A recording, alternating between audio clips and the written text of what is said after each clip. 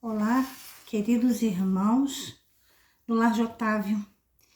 É com muita saudade, mas também com muita alegria que eu, Jornete Melo, aqui me apresento, para mais um estudo doutrinário do Evangelho segundo o Espiritismo.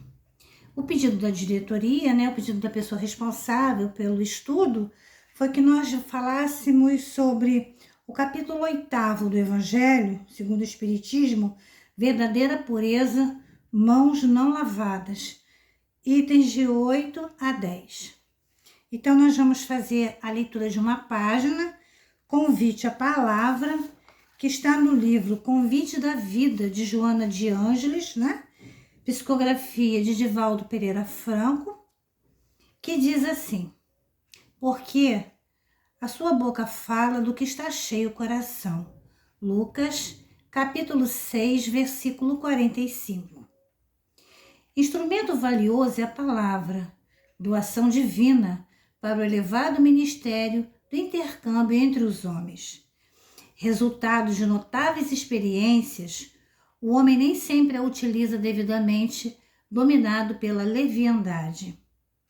Embora o ser humano, com raras exceções expiatórias, seja dotado do recurso vocálico, somente poucos deles se servem com a necessária sabedoria de modo a construir esperanças, balsamizar dores e traçar rotas de segurança. Fala-se muito matar o tempo. A palavra, não pouca vez, se converte em estilete de impiedade, em lâmina de maledicência, em bisturi de revolta e golpeia as cegas ao império das torpes paixões. No entanto, pode modificar estruturas morais, partindo dos ensaios da tolerância à materialização do amor. Semelhantes a gotas de luz, as boas palavras dirigem conflitos, equacionam incógnitas, resolvem dificuldades. A palavra, todavia, deve partir das fontes do pensamento laurizado pelo Evangelho. Há quem pronuncie palavras doces, com lábios tisnados pelo fel. Há quem sorria, embora chorando. Há aqueles que falam meigamente, cheios de ira e ódio. Mas esses são enfermos em demorado processo de reajuste. Desculpa a fragilidade alheia, lembrando-te das próprias fraquezas. Evita a censura. A maledicência começa na palavra do reproche inoportuno. Se desejas educar, repara erros. Não os abordes estando responsável ausente. Toda palavra torpe, como qualquer censura quanto mais, faz hábito negativo que culmina por envelhecer o caráter do que com isso se compraz. Enriquece o coração de amor e banha o cérebro com as luzes da misericórdia divina e da sabedoria, a fim de que fales e fales muito, e de bem que está cheio o coração. Joana de Ângeles, do livro Convite à Vida, Convites da Vida, de Divaldo Pereira Franco. Então, meus irmãos, nós vamos agora fazer a nossa prece inicial, agradecendo a Jesus a oportunidade, Senhor, que o Senhor nos ofereceu de continuarmos trabalhando mesmo diante das situações que nos foram apresentadas. Em breves instantes, a maioria das casas espíritas se reformularam, refizeram, se repaginaram, se reconstruíram. Saímos, Senhor, realmente das cinzas do momento para esse momento tão importante de luz, onde cada casa, toda semana, recebe um convidado para que venha conversar sobre o Evangelho, sobre a Tua palavra amorosa, auxiliando, Senhor, a todos nós, tanto nós que falamos e estudamos, que somos o primeiro a ouvir, como a cada irmão que vai nos receber em seu lar. Que as suas bênçãos de amor, Pai, recaiam sobre todos os irmãos e irmãs que vão assistir esse estudo. Agradecemos infinitamente a Ti, Senhor, ao nosso mentor espiritual, ao mentor da casa do Lar de Otávio, a nossa mentora Teresa de Jesus e a todos, Senhor, os trabalhadores da espiritualidade, que em momentos de grande turbulência sempre nos reajustam, Senhor, para que possamos seguir adiante. Fica conosco, abrindo a nossa mente e o nosso coração para receber, Senhor, as sementes do Teu Evangelho. Que assim seja, graças a Deus. Bem, meus irmãos, é uma grande alegria, né? Há quanto tempo, muito tempo mesmo, que nós não vamos à casa de Lar de Otávio. E é uma saudade muito grande, vocês não têm nem ideia de quanta saudade bate, né? E nós vamos abrir aqui o nosso Evangelho e vamos lá para o capítulo 7.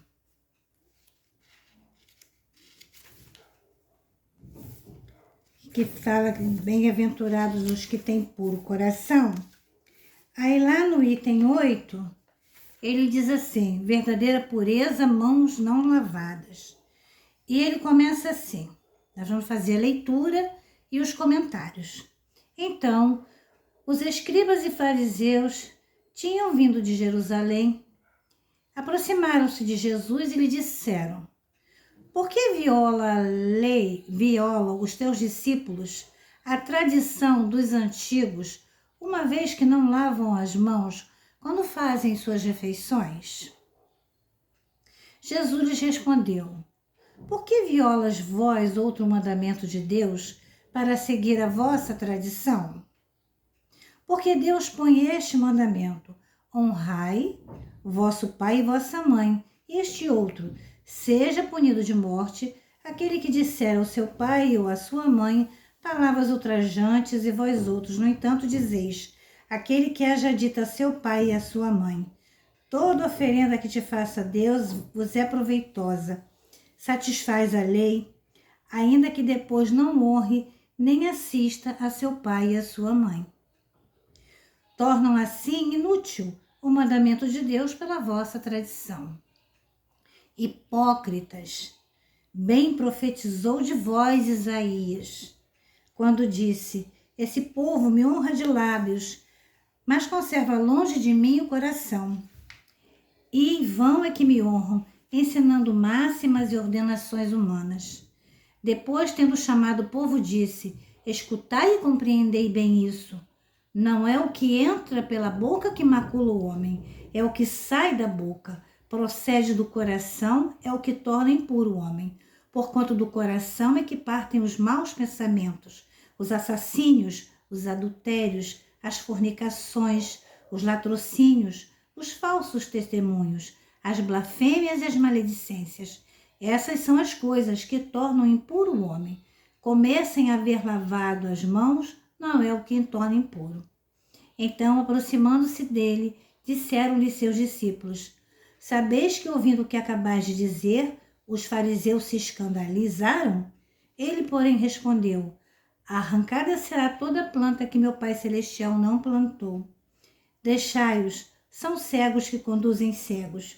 Se um cego conduz outro, caem ambos no fosso. Encontramos essa passagem em Mateus, capítulo 15, versículos de 1 a 20. E só nessa primeira passagem, que nós temos uma outra aqui de Lucas, Jesus já chama a nossa atenção com relação ao culto exterior, né? Essa questão de lavar as mãos. Hoje, nós vivemos um momento onde manter as mãos limpas, né?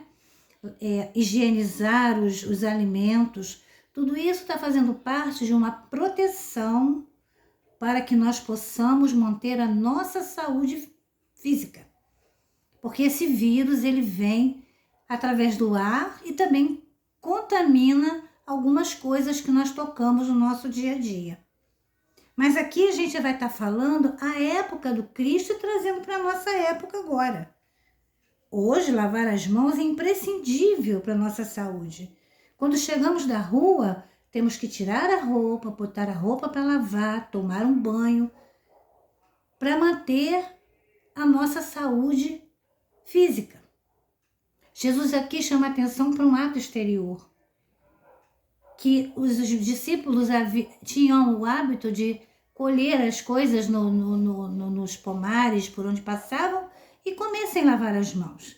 Então aqui Jesus chama a atenção deles. Se vocês não cuidam de um mandamento de Moisés, né, que fala sobre honra teu pai e sua mãe, se vocês não tomam conta deles, mas chegam aqui e me pedem para que meus discípulos lavam a mão, então quem é que está burlando a lei de Moisés? É preciso, meus irmãos, nós termos coerência quando formos conversar com outro irmão acerca de qualquer situação que aconteça ao nosso redor. Né? Ele fala que o que sai da boca do homem é que o torna impuro, porque nós sabemos que os nossos irmãos não comem carne de porco. Mas é o que sai, é o que está dentro do nosso coração. A gente viu na leitura aqui, né, de Joana, porque a boca fala do que está cheio o coração. Se o coração está cheio de maldade, se o coração está cheio de injúria, se o coração está cheio de coisas assim inexplicáveis para a nossa conduta como cristãos espíritas que somos, porque nós estamos num canal espírita, então sejam bem-vindos todos os irmãos não espíritas que vão assistir esse encontro. Porque nós temos que falar das coisas boas. Levar o Evangelho de Jesus é primeiro lavar o vaso do próprio coração. Né? Eu sempre conto essa história que Divaldo tem um companheiro que queria parar de fazer estudo público. Que ele dizia que não se sentia puro para poder fazer o Evangelho.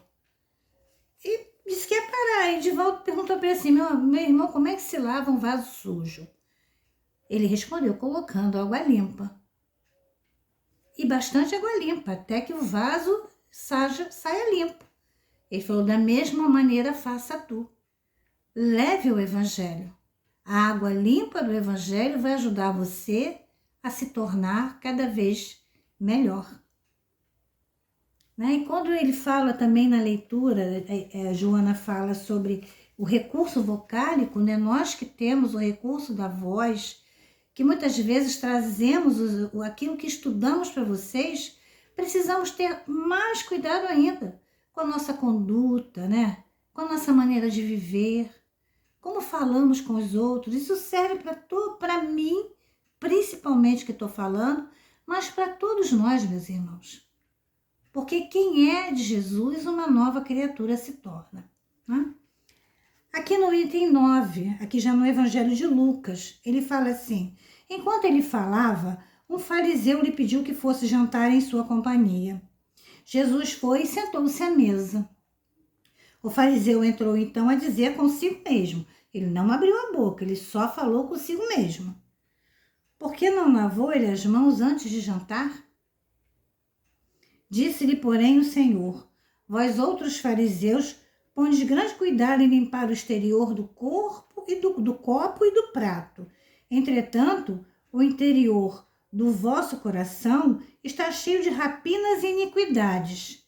Insensatos que sois, aquele que fez o exterior não é o mesmo que fez o interior? Encontramos essa passagem em Lucas 11, de 37 a 40. Então, foi Deus que nos fez.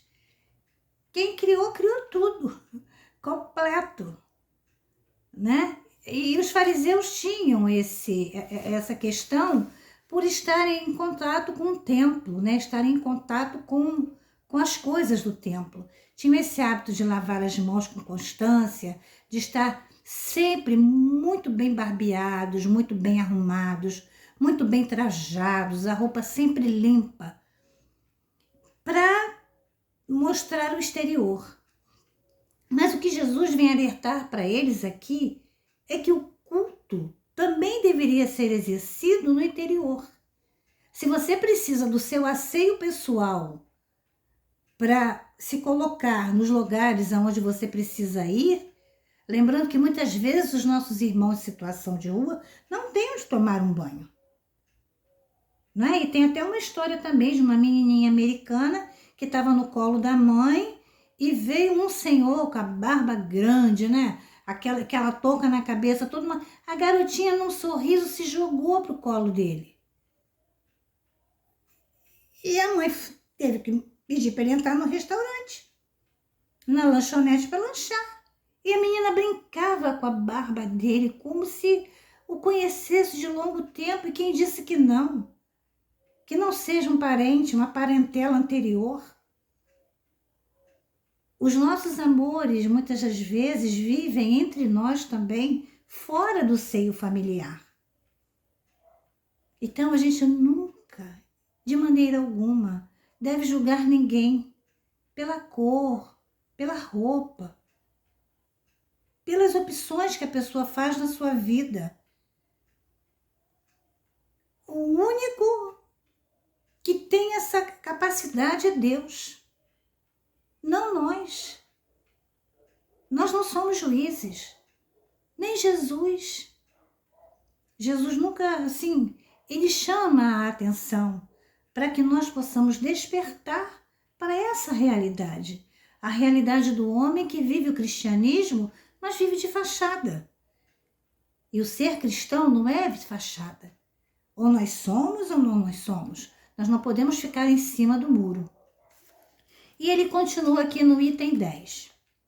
Os judeus haviam desprezado os verdadeiros mandamentos para se aferrarem à prática dos regulamentos que os homens tinham estatuído, e da rígida observância desses regulamentos faziam caso de consciência. Então, eles seguiam a lei de Moisés e ponto. Do jeito que era a lei de Moisés e ponto. Tinha que ser assim.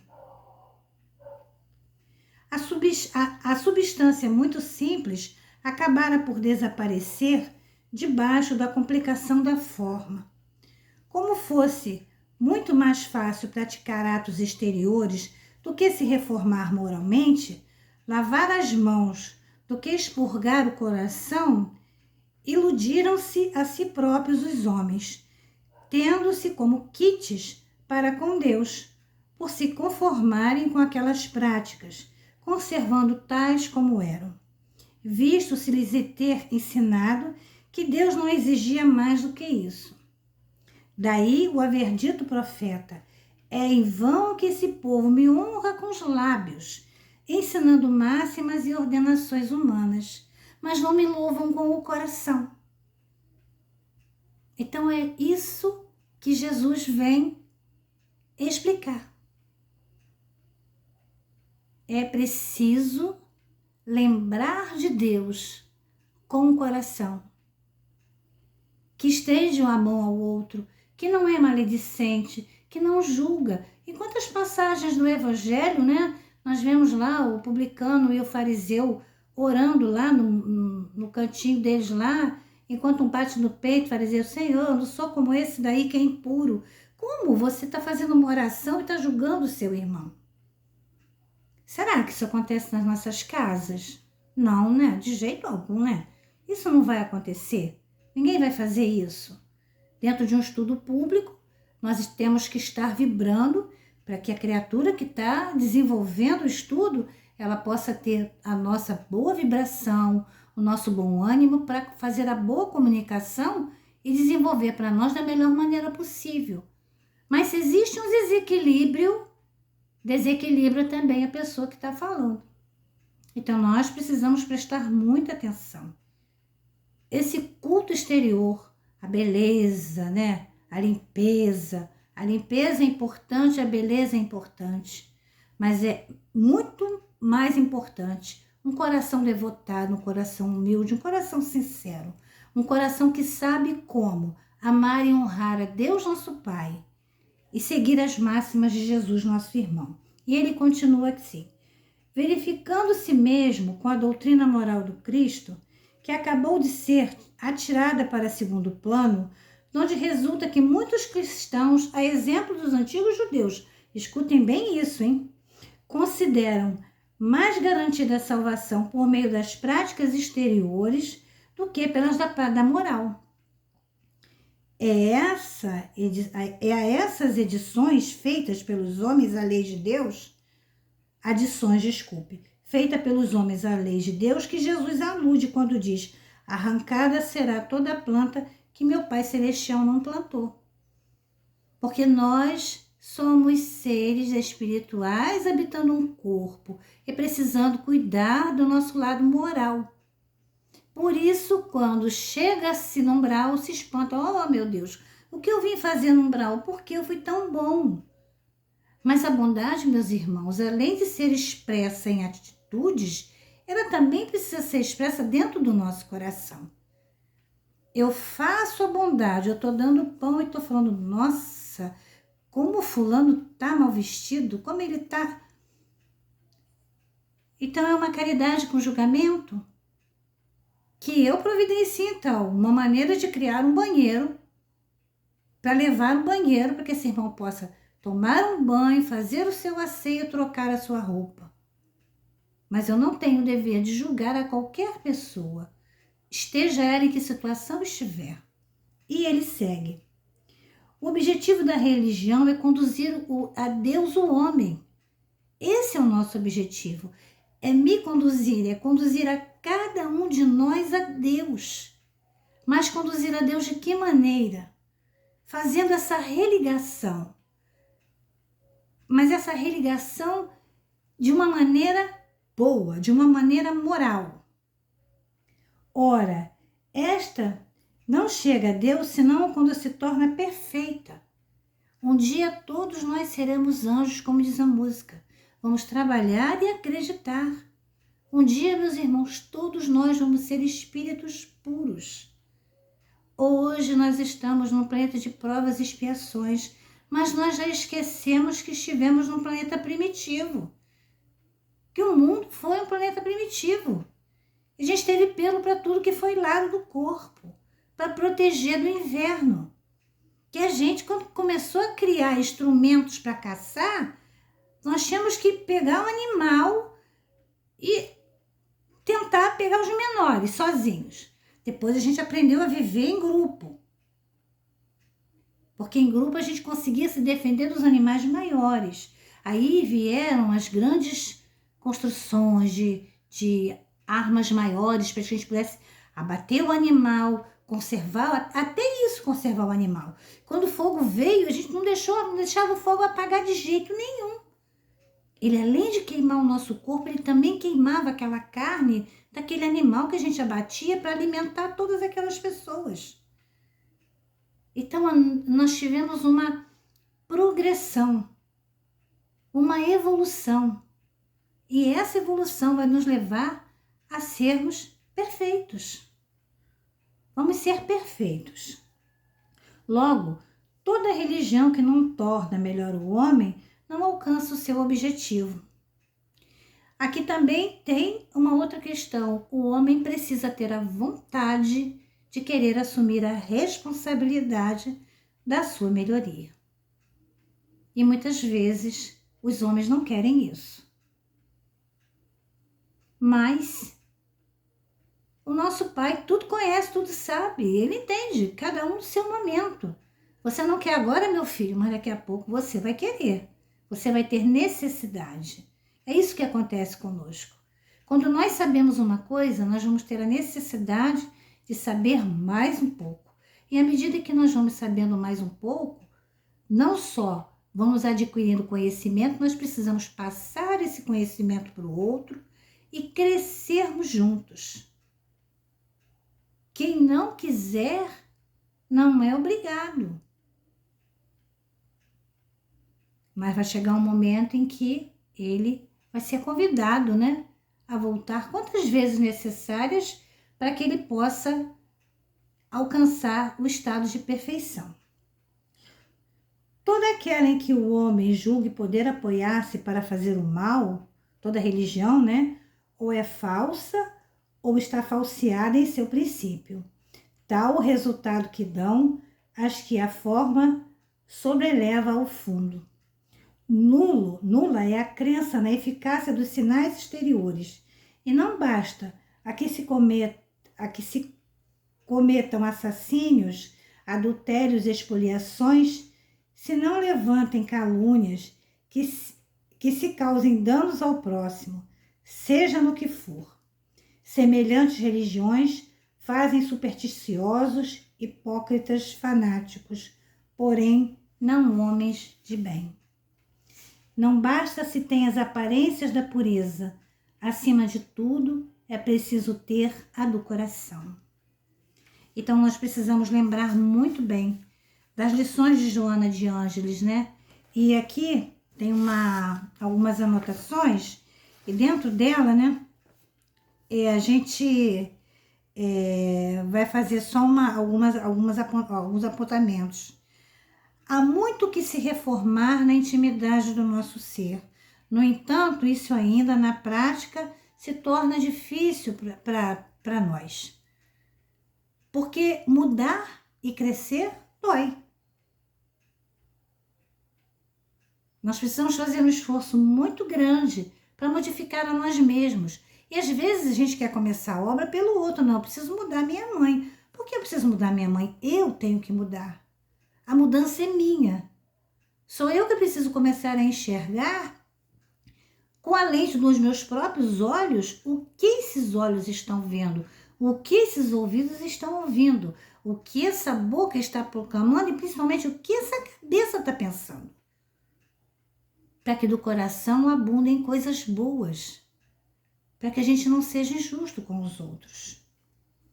A evolução é feita no dia a dia, como nos coloca a nossa querida Joana na página de abertura, nos falando da indulgência, né? Dessa predisposição a entender, né? A entender a dificuldade do outro.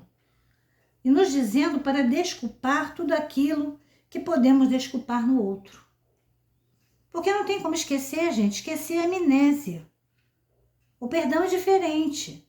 O perdão, você tem a consciência daquilo, mas você não se importa mais com aquilo. Aquilo passa. Você vai ter a lembrança, mas aquilo não vai te fazer mal. Você vai orar pela pessoa que fez.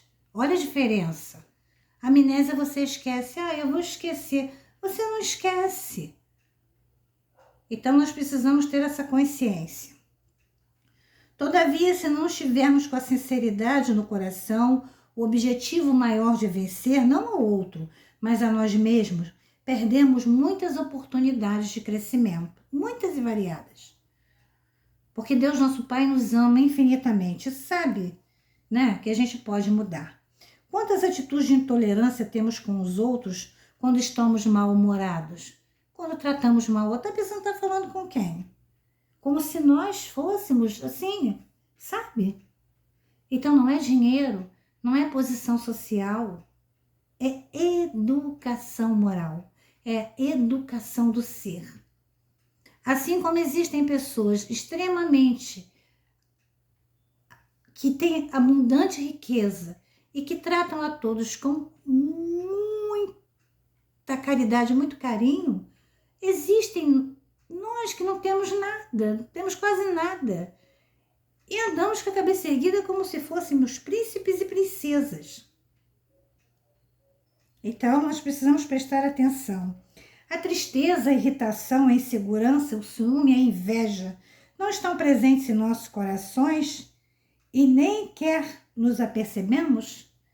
A gente precisa se aperceber disso, porque são esses vícios que nós precisamos tirar, nós precisamos modificar, nós precisamos apaziguar, nós precisamos conversar com a tristeza e dizer, tristeza, por favor, vá embora.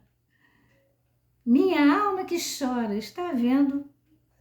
O seu fim tem que ser o fim da tristeza. Além do mais, nesse período de pandemia, né, onde muitas pessoas estão olhando pelo prisma da tristeza e o prisma da esperança. Olha a esperança aqui.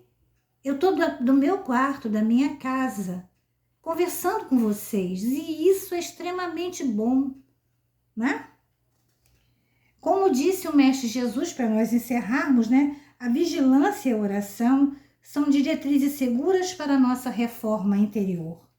Mas como pode o homem promover a sua reforma se não conhece a si mesmo, se não reflete sobre suas atitudes? Então, meus irmãos, o espírito imortal necessita encontrar a própria paz através dos ensinamentos de Jesus. É por isso que nos reunimos aqui, sempre, para falar sobre o Evangelho. E agradecer a Deus, a Jesus, aos bons espíritos, pela oportunidade que Ele nos oferece de estarmos reunidos para esse aprendizado. Eu agradeço muito, muito a essa casa querida pelo convite ao Lar de Otávio. Desejo aí muita luz, muita paz a todos os trabalhadores e nós vamos encerrar fazendo a nossa prece dizendo assim: Mestre Jesus, muito obrigada. Obrigada pelas oportunidades, Senhor, que o Senhor nos oferece todos os dias, de estudo, de aprofundamento, de conhecimento do Evangelho, mas principalmente, Pai, de conhecimento de nós mesmos.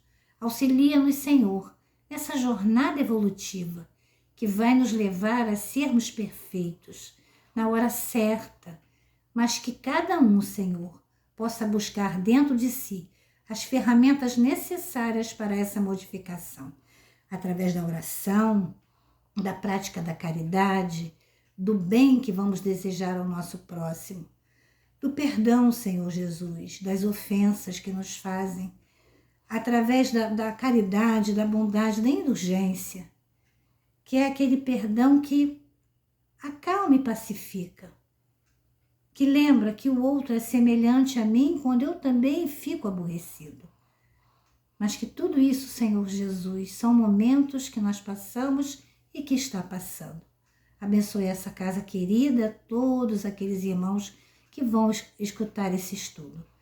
Abençoe a sua direção, os nossos idosos, ilumina a humanidade inteira, Senhor, encarnada e desencarnada, e nos abençoe hoje, agora e sempre. Obrigada, Jesus. Graças a Deus. Obrigada, meus irmãos. Fiquem em paz. Graças a Deus. Muito obrigada.